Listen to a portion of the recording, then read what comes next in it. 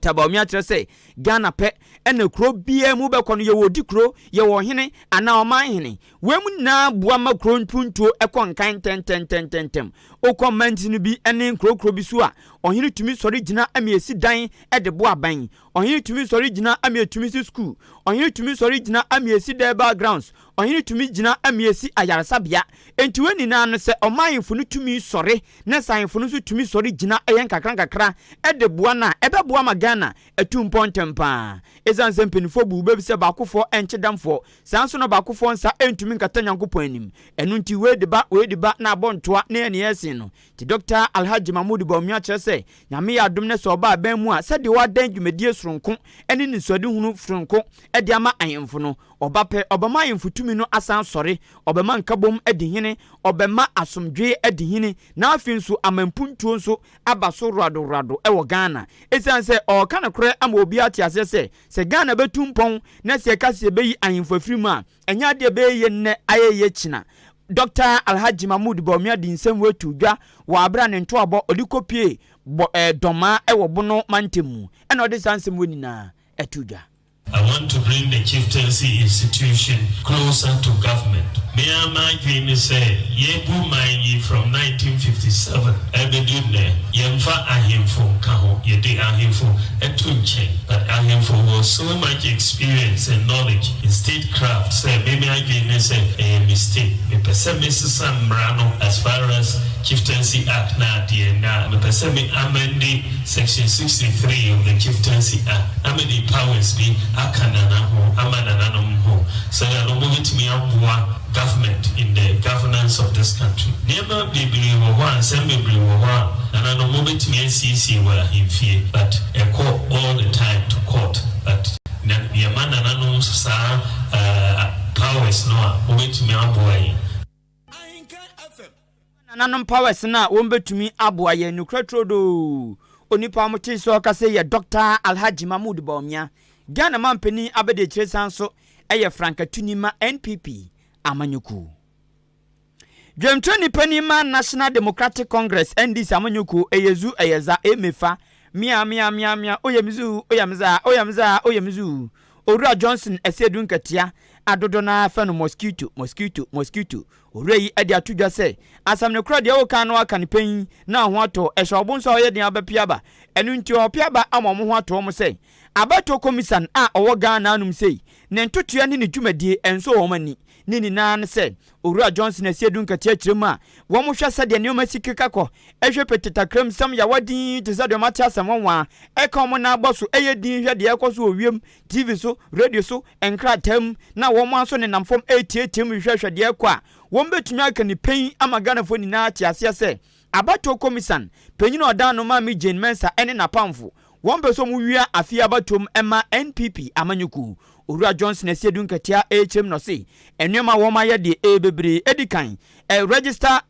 voters register say wo mo ka se enwema bi koso a entwaye enti abato komisan makwan no wo mo nyensakare wom wo mo hwe de ekọ ne de ba maami ampene ne ampene china afi kura de ballot paper no so osi oba be print eno na NDC fo asori se da bi ballot paper untumi print wa abra onye enfomso a aba voters register no ho esanse voters register no eno na obegina so e dia print ballot papers no enti adenti na hunsiese enfomso e wo voters register no mo simbe print ballot papers eno na Owura Johnson esedun katia e kasa e wo ho e wo framantem mu Owura yidi tuja na ogina so abo abato commission so bo se omo kan yampo se enoma mo ye ni na mo pese NPP amanyoku no ene di nkunuma kekenti mo afrase ena mo bo na nketenkete krono no mo bo na nketenkete yesi ade no so ufrase abro no ntema ensuo no ene wani yekọ entabato commission asa fan bia opeso owia kakra efan bia opeso owia kakra efan bia opeso owia kakra ena afi de ode ba ballot paper so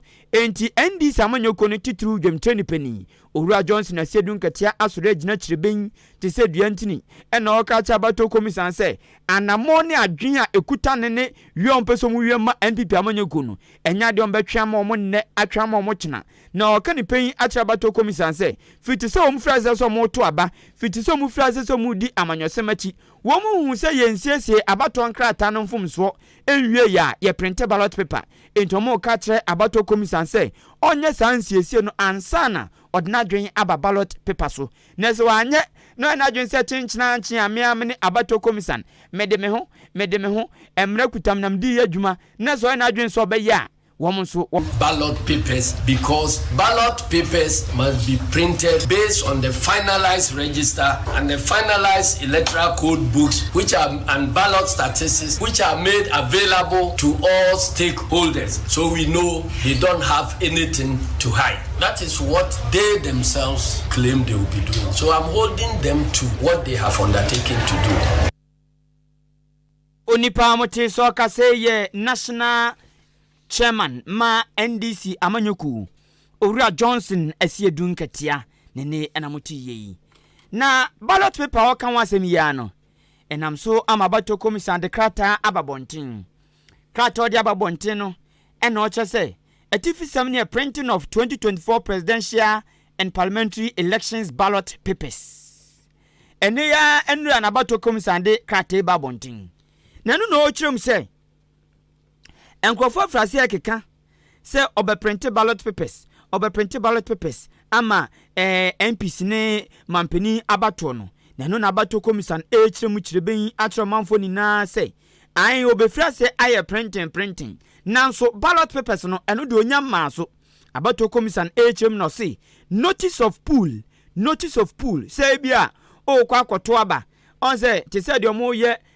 exhibition say on so nama atra ye printing papers aso binsa na de kire ba bia ye adwuma no saa nyoma ni na te se nkrata wo me de be fam dan ho nkrata on be kire se de obeto aba nkrata ebe ye enkirekira mawo wo abato no saa nyoma no na abato komisa na kire se wo mo ebe frase aprinting nyame boa efiada ene ya wo mu frase aprinting no na so ballot papers ne de eno no wo mu nya emma so enti okacho bibia se di abato commission ebe frase adi hu dwuma eye notice of pool eno no mo be frase apprenti said be ya wo mbetumi akeka ka mo ho wo mu wiepe na afọ makọ ballot papers ne so onipa ne nsa secretary ya se a wo mo boni tewu ebai Owura Samotete ono na deputy chair of operations ma abato commission ena de ne nsa secretary we ase eye wia prem to bre akan kasia wasugusu tie ewo Ahenkan FM wati wasum papa no for wadwen trefa 0533898915 text message and a WhatsApp making kind amount galamse hunsem ya ena ebribi obimfo bi a ochade o school pon ba akomu de betu dwa se ekono nko ade a enka ye ko galamse site na ye hunso obi ewo galamse site nipa ne ye chena mayembo no mayentino mayehuro no mayen fanu nko post station mayen fanu nko ahimfie ma obi antruntram no yenya no na ode onyina site ono mo ne yempoma tuo mfansi ne so na yentono nkuno eno no bro ne fa no shoot and kill na se yatutuo ye to no so ye be make sure so obewu entinya mfa mo nan na obeye aji atwoto ase te se de oto ase ntinu twetwe wo de akọ hospital da bi ye mfa mo nsa na obeka sa aji muntwa mensa na maintenance ye mfa mo ba bi a enkan a wungu ye shutu ba bi e bekan a obewu se otrim obo ba bi bia epe bia na de abo na ekun straight na wo sen no na professor ne beka sa asem we no Ghana fo twabo no papa say professor entu pa je say bia galamse koso obi krom na mfa nse bia kuani bi twam akoni fie ana twam akona fom na wakotompo say bia o twam o galamse site a na so no so batunu tu akuno ana unu obi wa asem kra na senipa no enso ben galamse site na ukokro tumi tu nipa no tuo aya se no ya galamse na Ghana ya jani free na okọ one no asem no afa galamse so no tunu tu akuno osi da bi emanfo kasa tiai abambofo abemfo ewo amanyosemu ebe kasa tiai say shoot and kill de enya de a ebeboa Ghana neni kwanse so emma wo metemra ene wo ma abin wo bambo nsemu mpo ede baba tu dwa se Ghana anum sei ewom se obi di bone a eyade ayechi nanso se obi di bone a untumi mfa tumi nsha ne nsem na wankasa nya de ope ewo nipa no so ochi obi so awia moto ti so de bi bewia moto ya wafa no ho kolem ekoyi untumi nkote no emo no ebi adua bi na ode be gina na ode age no ene ode gina ban hu obi antehe na ode age no kolem na ehya no ho na ehya onso ho na emom se wo kwache no physical na wo bono na wo de aba bono kwanchi na wo de tuo bono ana wo de ade bi trentram no saa nneoma ne de Ghana mra echi saa de no eno nti professor na asem obeka se shoot and kill no ye botugu yi obi anso so se nya de pa na no na ate akoda na no ade ye to no mandra da ye oko Ghana mra shebdwofia Deputy Speaker of Parliament osanso ye mra shebdwani e wo bekwai abeto ampeso aso Owura Joseph Osei Owusu dodo na afa no Joe Wise se hwe o kama Ghana fo ni na ate ase sample say Professor na asem obeka se anya shoot and kill no eye perfect ne kwan so ano no baabi asese galamse na du no awoya omumfi oya omumfi obetumi akopam galamse fu awia anajo no masi wachi obetumi akopam manajo ahomacho beko no mu ye adwuma wo mo tete wo no yese kokroma mfere so betom ma so a ye mfere se de aduro ye so sanso ena se onua ba ye de wo no anka agi a ye bosoma ne kom ento Owura Joe Wise se ono de ka ono nko ade a anka shoot and kill a obi bekan ye no ke enya bi ye chiwo galamse site a ye nsoso so ni atutuo ni akum simple na atu atwa osi de enti o kasa ne se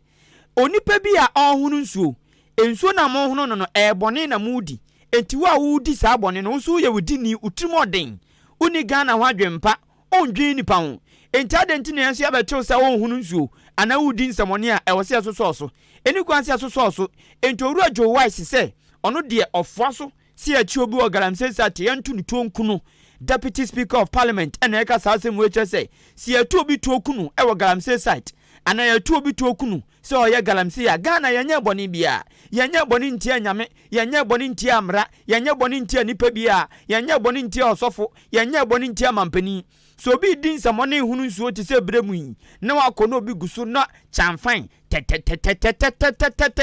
na wotani di te sakrante na wotaba bi na opuma tuo di kire no so Davi miko wirem genga miko hu saman keten na opuma hya no so na otuni te na okuna Owura Joe Wise se ono de oye Deputy Speaker of Parliament ogitum ne agitum kina se shoot and kill no ye ne sa enka bebo apanti anyi no bi nsesa ma adwene wo ho nsesa ma no se beto wonsuo no so a o deserve se abotu to kodu nkwa bus de pake ya samfine no be 15 car de pake ya omomti so nyina ton they dived into the water so I came to a conclusion say sani pa also be che no a oboa the best way to deal with that person so person I pa no tete no boba kuminu to obi amabi I mean so ma hwehwe ma hu say prospecting lines is the mawo a utu amana kakra bi be 1 foot square na wotu akofom na wa famati ya no but the omoye it's about 100 meters square and only lines is on my new sani pano the bonichi anaide omai boni bi anywhere we are able to sa mindset say ya boni petu wawu nipa no odi ewu no bonichi ro anaide and everybody who is mining on the water body or within onipa no ewudini ntie bonitu a anya hwe onipa mote so kasa asem we eye Deputy Speaker of Parliament Owura Aban Bagbe ni onmo ono ena tina dwam se Speaker of Parliament oye MP ewo bekwai abeto ampeso aso Joseph Osei Owusu aka Joe Wise nene ena motiye metua apem akoso akomanim galanse hunsem ya sade Ghana fo ni bre mampani na nado so sanka temdidi atumi kum nipa ana sada patwa tumi kum nipa ana da patwa tumi manipa tenten ama tumi manipa tetia ama tumi manipa fon ana tumi manipa kase a awrade kan mampani na nado nke be hunsakra na nsentempa sanse Ghana fo enyeja no wom twi na bo so ankasa se mampani wona okuta tumi no na ntom hunu so potopoto se panti oyo ofewa mampani oyo ofew se wo de oti ya eso odwen wo mo a ewo ebeka opa ho ewo so odwen wo mo a ewo de nchensu ho ewo so odwen wo mo a ewo akwati krom ho ewo so odwen wo mo a ewo ayi beposo eho ewo so odwen ade krom ama krom aje krom atwa piase wo mewo apinto mofram wo mewo anamase apamso sangrofo we na eso odwen wo ho sa otengran na yo se ngran no ana Ghana no eno ane ngran mampani adentina anwe wo ma aka we na ho wo mna aka na be mampani o na enam so said your osho call mampani na nado so no ejinja no ama mampani na nado so awoso no aburukutu mampani na nado wo so no ho no endra osoma asrafo soja fo memama bebre se wo mun konsuo so na wamma wo mun hyehyeye ehyehyeye ade mapo soja fo ne se mu konsuo no so na se obi ɛyɛ adwuma a ɛbɛn nsuo a ɛyɛ sutadeɛ anaa ɛyɛ nsuo nkɛseɛ bi anaa nipa no te so a ɔyɛ adwuma a mokyɛ na moma mmara ɛne ne ndi kyɛ sɛ moma afia no anaa sɛ nneɛma a ɔde yɛ adwuma ni na muntumi condemn no enti ampa asogyafoɔ nso wɔn de ɔseɛ ɛyɛ ɔyɔ ɛne ɛba ne sɛ wɔn terms wɔn kan do before complain enti yɛtwewa nhyehyɛ na wɔn de nam ne no na wɔn de yɛ adwuma anso no bɛtie bibi mpo a wɔn atie ɛnura wɔn hyɛ saa anamontuo yase ɛwɔ apuei mantam wɔn kɔpiem ɛwɔ anyinam ɛne ne mpɔtam na abere mu nsuo ɛyɛ nsuo a ɛnyɛ nsu ketewa wɔ Ghana anom sei adidin papa na ɛso ɛsan sɛ wanso ɛfa nkuro bebree mu enti saa beaeɛ yi ɛnam hɔ nom na ɛno na asogyafoɔ kɔ saa mpɔtam hɔ nom bere mu nsuo yi so wɔn kɔkɔto sɛ galamsey ne bi kɔ so wɔn na hono na wɔn hono na betwam wɔ dan nom sei na kyɛ sɛ Ghana waterfall brɛ na Ghana for brɛ wɔ dan ne mpɔtam ti nyame adum sogyafoɔ no kɔ brɛ mu nsuo no so anyinam ne mpɔtam no ɛna wɔn kɔto sɛ galamsey ne bi kɔ so na galamseyfoɔ no wɔn nya te sɛ sogyafoɔ no uhu ɛhwene ekuta wɔn sɛ uhu sɛ agyinamo ahwene o wɔn te mpampan po sɛ sogyafoɔ ba wɔn hu na pabam wɔn adwane enti ɛno sogyafoɔ no kɔɛ no wɔn ankɔto nipa na mmom wɔn kɔto kyamfan ɛmfidie wɔn de yɛ adwuma yi ɛne mfidie nketenkete bi ɛka a wɔn de yɛ ɛfɔm agudie no ɛno na wɔn kɔto yi kyɛ sogyafoɔ no so wɔn hyehyɛ yɛ wɔn de nam no yɛsɛ wokɔto sɛ nipa ne si nsuo no so anaa adwuma na ɔyɛ no ɛbɛn nsuo a monkɔndɛm ne nneɛma na nti ɛnura wɔn nso kɔto saa nkurɔfoɔ yi nneɛma no ɛna mu twa gya de to hyamfan maako mmiɛnsa ne nyinaa condemn to grabu ɛna afi nneɛma nketenkete bi a wɔn de yɛ galamsey adwuma ɛno nso ne nyinaa wɔn hyehyɛ no wabra Ahenkan News amanebɔni ɛne commander of Operation Hot Task Force Colonel Eric Tinadu ɛkasa ɛna papa ekyem sɛ ɛno korɛ ɛhyehyɛ de ama ɔmo ne sɛ ɔmba bɛto sɛ uti nsuo so ɛhunu nsuo ana wo yɛ adwuma a ɛbɛn nsuo na ɛwɔ sɛ ɔmo sɛ wo nneɛma na yɛ kyew nso a wɔn ɔde ɔmo de bɛyɛ wo ɛna afi owura Eric Tinadu ɛsan kyerɛ mu sɛ adeɛ baako nso ɔmpɛ sɛ ɔmo yɛ ne sɛ wɔn pɛ sɛ nsuo n'ani te ɛyɛ fɛfɛɛfɛ enti ɛnoa ne ɔmo botayɛ enti sɛ si ɛkwan bi ɔmo bɛfa so bia wɔn bɛto bi wɔ galamsey site a wɔn bɛyɛ a ɛbɛboa ma nsuo ani ate no ɛno ne adeɛ a wɔn yɛ na enye obi asɛm a wɔn ka ana obi ayi wɔn ka ɛna wɔn dwen ho na ɔsan ka si so sɛ wo a ɛbɛto so osi nsuo so ana woyɛ adwuma ɛbɛn nsuo no wo sɛ nipa no mu hia nti ɔmo kyewa ɛnya adeɛ a wɔn bɛgyegya wɔ koraa owura yi nsɛm ɔde tu dwa sɛdeɛ ɔkyerɛkyerɛ ne nsɛm mu ɛma yɛ no yɛn nkonko tie ne nkyerɛ mu no ebi. Joint Task Force has a clear and unambiguous mission of clearing all our water bodies of mining activities. And at this time, we are not looking at whether the person has required documents or not. So far as you are on our water bodies or you are along the water bodies, you are our target. We are trying to clear all of them from our water bodies to make sure that our water bodies return to the normal color that we are all looking for. Onipa mochi so akase ye Colonel Eric Tinadu na wamfansi hono mo osan to so eka biem se soma mampani asoma won mu nya nwie yo osi animanim ya die ya ma won mu na wotwemienu so mo fa monto wa nsuo ni na so na enu achi won mu dwe a na o ma de wo no mo na mo de no so ato so owura ne san to so kan biem se mpempi ba bi bebre o makoni na no wo mo kwa wɔn nkoto galamsey fo ne nipa na ɛyɛ adwuma no wɔn nkoto wɔn ɛno na panyini ekyem sɛ wɔn dom susu sɛ sɛ wɔn ba nkɔfɔ frɛ ɛbɔ wɔn amaneɛ ɛno nti ɛna ɛyɛ wɔn nkɔ na obiara adwane ebi wɔn no mu tonsuom na mu wura ha nti na ɛyɛ wɔn nkɔ no na aka mfidie na nso nipa deɛ ɔnkɔ nkoto bi. So the immediate assignment is estimated to last for about 2 weeks. Then after that, we know what to do next, or depending on the instructions and the directives that we'll receive after that one. Well, I wouldn't say I'm surprised because one way or the other, they get the information that we are coming. But then sometimes before we disembark, we see some of them trying to run and we pursue them. Just that we've not been able to arrest any of them, but we've been able to destroy some of the equipment. Colonel Eric Tinadu, commander ma Operation Hot Task Force. Asoja for yasma omo ko nsuo su no. So omo ko kuntia galamsey no. Omo commander and awotini ni. Na one Ghana movement aka che mampani na nado say abra opretumi so be mampani no eche say preya kofa kalipo na de bona no koye campaign e magana fo ni gin ho e be ye dimpo nana kalipo afi mampani na do anya tumi ya wie na ube fira ba mu a enso na ayeko no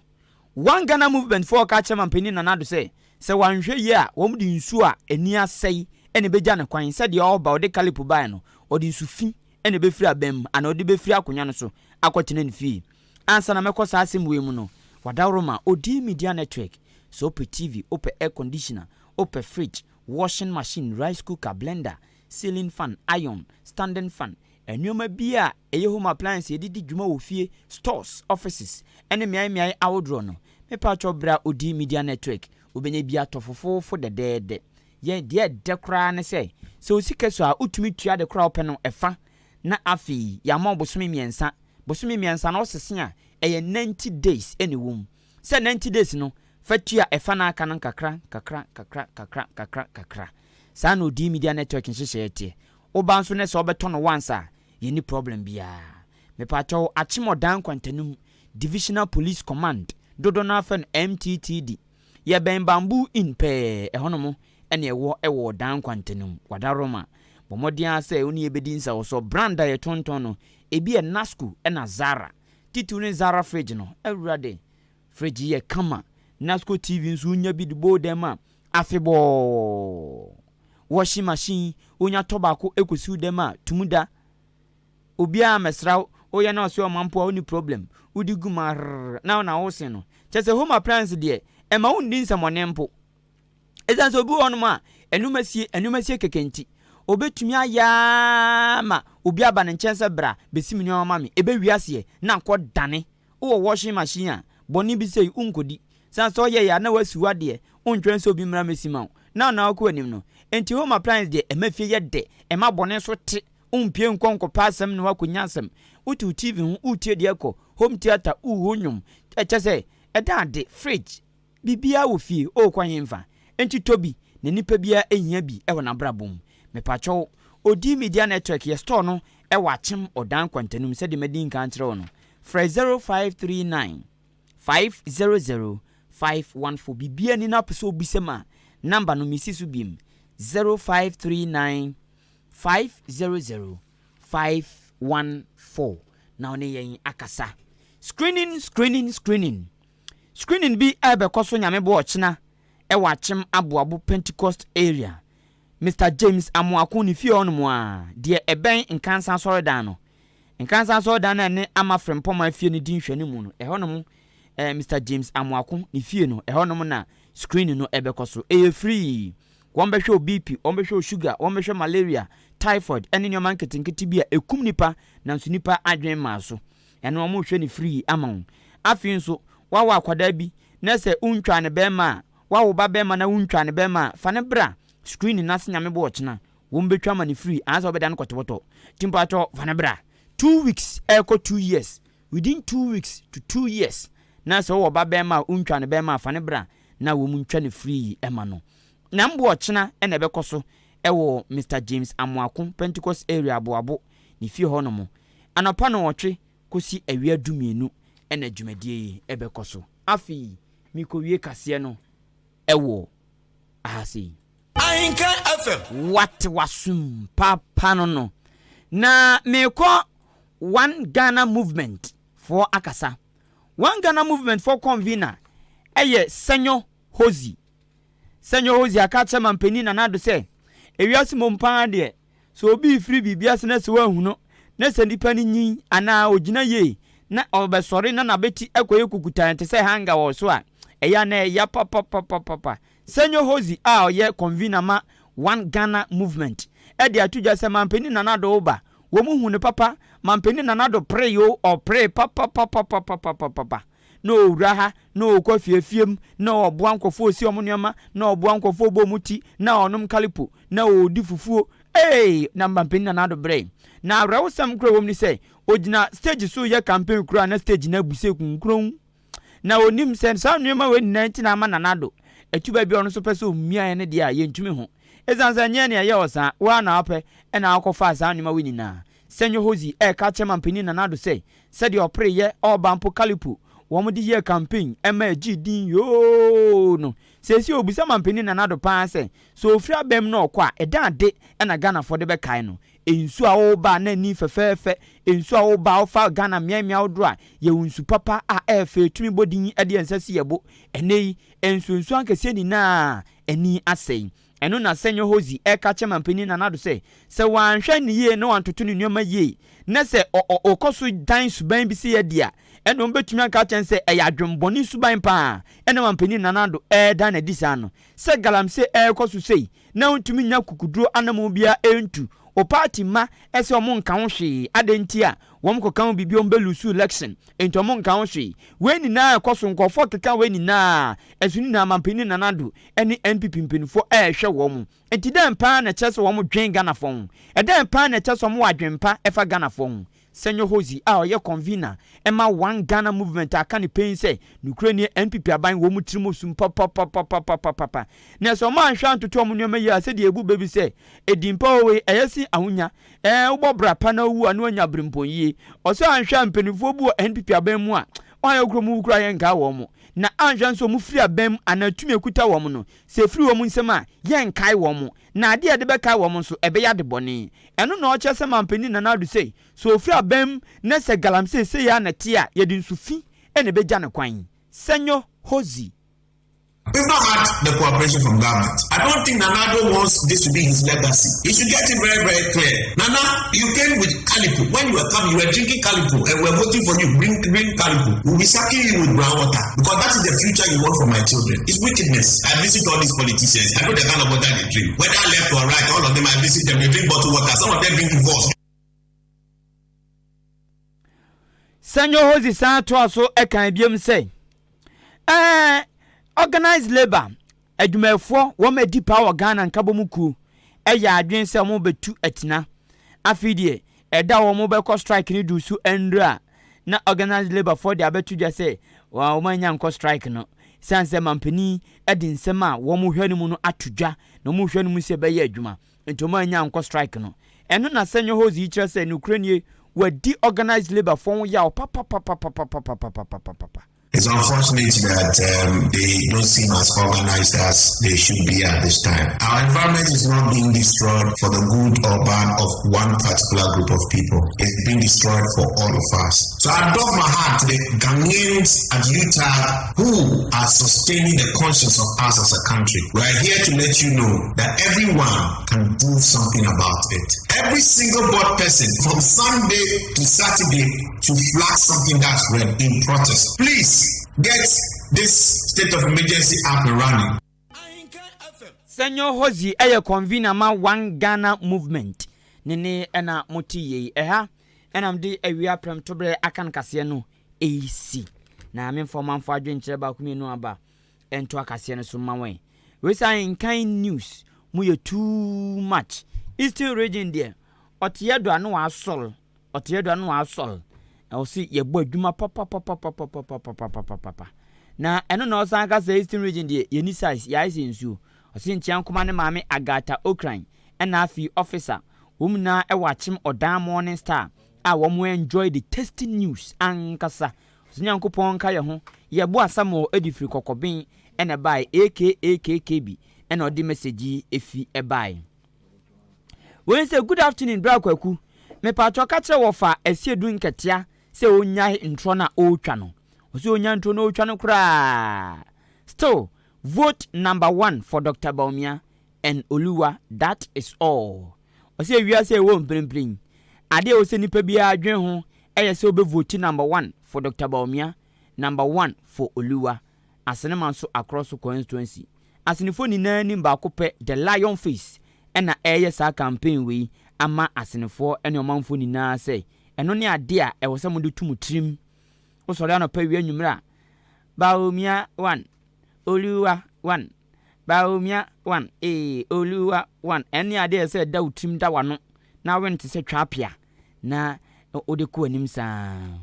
Master Planner Junior Kintampo must do Facebook Live or say number 1 on the ballot paper. I see the only way to move Ghana forward is by voting Dr. Alhaji Mahmoud Bawumia. Ɔse ɛkwanya Ghana ana akwanya ebetumi afa so akoya nimu abrabom ana ɔman mu ne se yebeto abama Dr. Bawumia ɛno ano no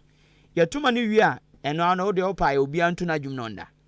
Ghana be yi master planner junior Kintampo na ɛkasa asemi na na akuamo aboaten so difrable kuma central. Ɔse Dr. Bawumia is number 1 on the ballot paper. Ɔse very special birthday to Mr. Kofi Ban Ajapon CEO ma youth employment bra nyamishira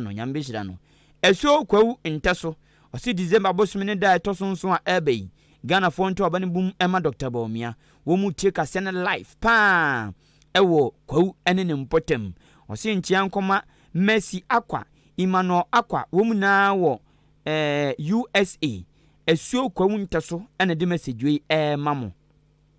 Mensa Sampe on the audience hu a na na akuamo aboaten anum se na beton data na na akuamo aboaten se okay medin kan bon message we so enti mede adwenkyere no esi anum sei okay Alex socio tie kase no wabiem wa achema sene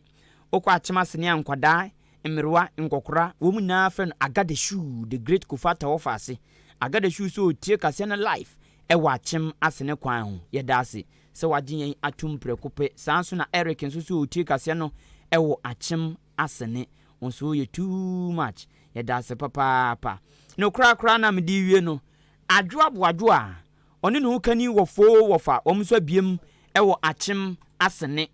achema asante achema mentia dividia na mentia wo mu tie pa eto ananto sport ehono mu ena wo mu tie kase medemase pa afi mi nya me birthday wish na